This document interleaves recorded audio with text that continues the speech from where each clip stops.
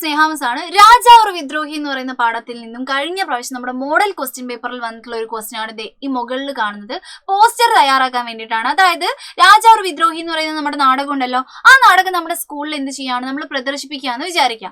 അങ്ങനെ പ്രദർശിപ്പിക്കുന്നതിന് നമ്മൾ എന്ത് ചെയ്യാണ്, ഒരു പോസ്റ്റർ തയ്യാറാക്കാൻ വേണ്ടി പറയുകയാണെങ്കിൽ എങ്ങനെ എഴുതും എന്നുള്ളതാണ് പറയാൻ പോകുന്നത്.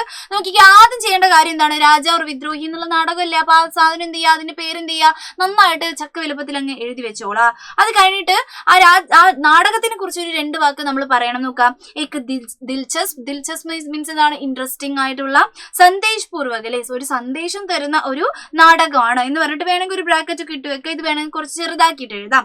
എന്നിട്ടോ പിന്നെ നമ്മൾ എഴുതേണ്ട പരിപാടി ഇതാണ്. ഇംഗ്ലീഷിൽ നോട്ടീസ് എഴുതുന്ന കണക്കെയാണ് നമ്മൾ ഈ രീതിയിലുള്ള പോസ്റ്റർ തയ്യാറാക്കാറ് അല്ലെ. എന്തെഴുതണം, നമ്മൾ ആദ്യം ഡേറ്റ് എഴുതിയിട്ടുണ്ടാവണം. ഡേറ്റ് എഴുതി പിന്നെ ഇഷ്ടമുള്ള ഒരു ടൈം എഴുതി വെക്കുന്നു. ടൈമിൽ രാവിലെയാണോ രാത്രിയാണോ, രാത്രി എന്തായാലും ഉണ്ടാവത്തില്ല, നമുക്ക് എല്ലാ സാധനങ്ങളും രാവിലെയാണ് നടക്കുക. അപ്പം സുബ 10 ബജെ എന്ന് പറഞ്ഞിട്ട് എഴുതുന്നു.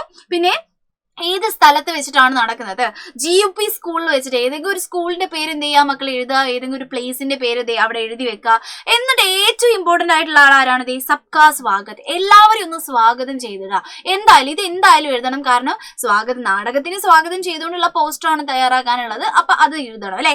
ലാസ്റ്റ് ഈ ഒരു സൈഡിലായിട്ട് എന്ത് എഴുതണം, ഏതെങ്കിലും ഒരു ക്ലബിന്റെ പേര് എഴുതുക. ഇവിടെ ഡ്രാമയാണ് കളിക്കുന്നത്, അതുകൊണ്ട് നമുക്ക് എന്ത് ചെയ്യാം, നാടക് ക്ലബ് എന്ന് എഴുതി വെക്കാം. ഇത് എന്തായാലും പഠിച്ചു വെച്ചോളാം. കാരണം കഴിഞ്ഞ പ്രാവശ്യത്തെ മോഡൽ എക്സാമിന് നമുക്ക് എന്ത് വന്നിട്ടുണ്ട്, ഇത് ചോദിച്ചിട്ടുണ്ട്. അപ്പൊ നന്നായിട്ട് പഠിച്ചോളാം. Bye bye.